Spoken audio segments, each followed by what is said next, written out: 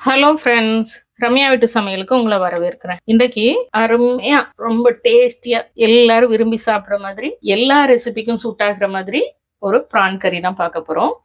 ரொம்ப சிம்பிளா பண்ணலாம். இதுக்கு அதிகமான குவான்டிட்டி தேவையில்லை. ஒரு 100 கிராம் வெங்காயம், ஒரு 50 கிராம் தக்காளி. நான் ஃபர்ஸ்ட் எண்ணெய் போடல. ஏன் அப்படின்னா நீங்க நார்மல் கடாய்னா போட்டுக்கோங்க. இந்த இரும்பு கடாய் சூடேறி அதுக்கப்புறம் அதுல எண்ணெய் போட்டு எண்ணெய் சூடேறதுக்கு டைம் ஆயிடும். நம்ம இதை சட்னிக்கெலாம் வதக்கும்ல, அந்த பக்குவத்தில் தான் வதக்க போகிறேன். அதனால் வெங்காயம் தக்காளி முதலே போட்டுட்டு 2 டீஸ்பூன் எண்ணெய் இப்போ சேர்த்துக்கிட்டேன். ரொம்ப நமக்கு சடன்லாம் தெரிக்காது. ஒரு 5 மினிட்ஸில் வதங்கிடும். வெங்காயம் கொஞ்சம் கண்ணாடி பதமாக மாறணும். தக்காளி லைட்டாக மசியணும், அவ்வளோதான். தக்காளி மசிறதுக்கு கொஞ்சமாக 2 கல் உப்பு போட்டுக்கோங்க. இப்போ இது ஒரு 5 மினிட்ஸ் வதங்கட்டும். ஒரு 2-3 மினிட்ஸ் மூடி போட்டு வதங்க விட்டுருந்தேன். பாருங்க, சூப்பரா வதங்கி வந்துருச்சு. இப்ப நான் இதை எல்லாத்தையும் எடுத்துக்க போறேன். எடுத்துட்டு இதை கொஞ்சம் ஆற விட்டுறலாம். இப்ப நம்ம இந்த கடாயில எண்ணெய் ஒரு 4 டீஸ்பூன் அளவுக்கு சேர்த்துக்கோங்க. எண்ணெய் சூடானதும் ஒரு 1/4 டீஸ்பூன் கடுகு பொரியட்டும். கடுகு பொரிஞ்சதும் ஒரு 1/4 டீஸ்பூன் வெந்தயம், அது கூடவே 2 கொத்து கருவேப்பிலை, 2 பச்சை மிளகாய், ஒரு 50 வெங்காயம், ஒரு 50 தக்காளி.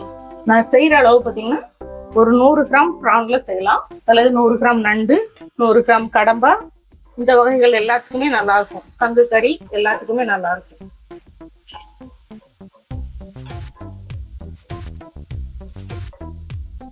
இப்ப இந்த தக்காளி வெங்காயம் வதங்க தேவையான உப்பு போட்டுக்கலாம். இது கொஞ்சம் தக்காளி எல்லாம் குழஞ்சு வரட்டும்.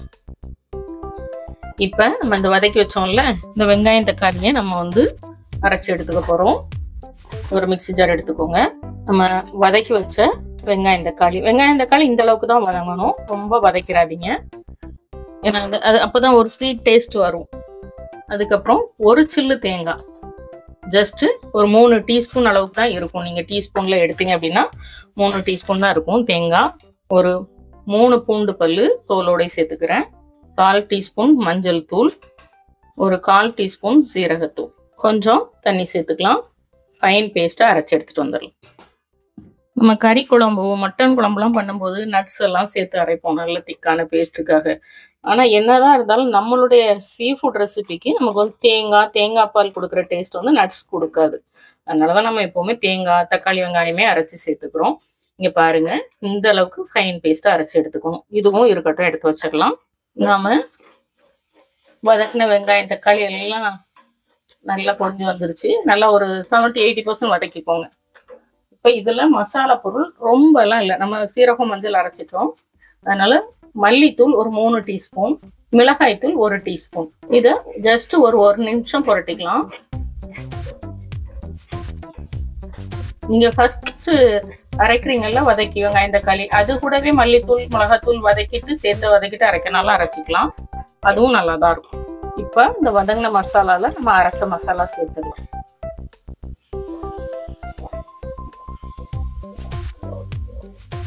தண்ணி சேர்த்துக்கிறேன்.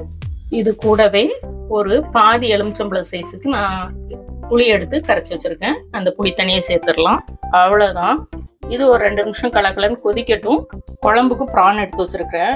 இந்த மேல இருக்க குடலை நான் எடுத்துட்டேன். இதை ப்ராப்பரா கிளீன் பண்ணா நிறைய பேர் அட்வைஸ் பண்ணுவீங்க. இது கொழுப்பு தான், கொழுப்பு போடலாம், பிரியப்பட்டா நீங்க சேர்த்துக்கோங்க. சில ப்ரான்ல தான் கொழுப்பு இருக்கும், எல்லா ப்ரான்லையும் இருக்காது. அந்த ப்ரான்ல இருந்துச்சு, நான் அதை அப்படியே தான் சேர்க்க போறேன். இப்போ இது ஒரு 200 கிராம் ப்ரானு. கிளீன் பண்ணதுக்கு அப்புறம் ஒரு 100-125 கிராம் வரும். நல்ல பெரிய பெரிய ப்ரான் ஒரு 5 ப்ரான் இருக்கு. இப்போ 5 ப்ரான் மட்டும் அப்படியே போட்டா நல்லா இருக்காதுல்ல. அதனால நான் என்ன பண்ணிக்க போறேன், ஒரு 3 ப்ரானை சின்ன சின்னதா கட் பண்ணிக்க போறேன். 2 ப்ரானை முழுசா போட்டுக்க போறேன். இப்போ சொன்ன மாதிரி 2 ப்ரான் முழுசா வச்சிருக்கேன். குடல் எல்லாமே கிளீன் பண்ணிட்டேன். நான் சொன்ன மாதிரி கொழுப்பு இருந்ததுன்னா நீங்க போடலாம். அது ஃப்ரை பண்ணாலும் சரி, தொக்கு பண்ணாலும் சரி, கொழுப்பு சேர்த்துக்கலாம். உங்களுக்கு அப்படி தெரியலை அப்படின்னா எல்லாத்தையும் கிளீன் பண்ணிக்கோங்க. மற்ற ப்ரானெல்லாம் அப்படி குட்டி குட்டி பீசஸா கட் பண்ணி எடுத்துக்கிட்டேன். அப்படின்னா ஸ்டாக் நல்லா இறங்கும். நீங்க ஃப்ரெஷ்ஷா அப்பதான் ப்ரான் வாங்கி செய்யறீங்க அப்படின்னா, இப்போ இதனுடைய ஓடெல்லாம் கலட்டி தூர போட்டேன், காலெல்லாம். நீங்க செய்யறீங்க அப்படின்னா அந்த கால் பகுதியெல்லாம் கூட வாஷ் பண்ணி நீங்க குழம்புல போட்டுக்கலாம். இப்போ குழம்பு நல்லா சுண்டி வந்துருச்சு. நம்ம ப்ரான் பீசஸை சேர்த்துடலாம்.